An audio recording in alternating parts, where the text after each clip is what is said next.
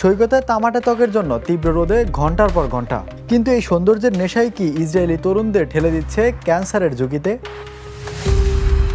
Times of ইসরায়েলের এক প্রতিবেদনে বলা হয়েছে, ইউভি সূচক সর্বোচ্চ মাত্রায় পৌঁছালেও অনেক তরুণ সৈকতে গিয়ে রোদ পোয়াচ্ছেন। বিশেষজ্ঞরা বলছেন, সূর্যের অতিবেগুনি রশ্মির ইউভিএ ও ইউভিবি ত্বকের ওপর ক্ষতিকর প্রভাব ফেলতে পারে। বিশেষ করে ইউভিবি ত্বকের কোষের ডিএনএ ক্ষতিগ্রস্ত করতে পারে, যা দীর্ঘমেয়াদে ত্বকের ক্যান্সার ঝুঁকি বাড়ায়।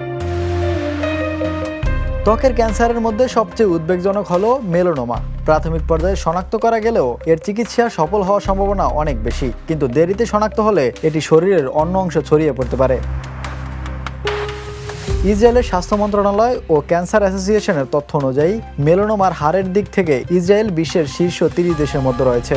চিকিৎসকদের পরামর্শ, ইউভিবি সূচক বেশি থাকলে সরাসরি রোদ এড়িয়ে চলা, ছায়ায় থাকা, সুরক্ষামূলক পোশাক ও টুপি ব্যবহার এবং উপযুক্ত সানস্ক্রিন ব্যবহার করা।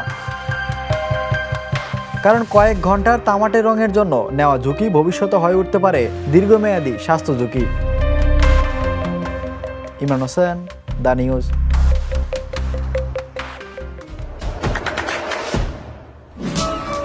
দেশে দেশে সবার সাথে দ্য নিউজ।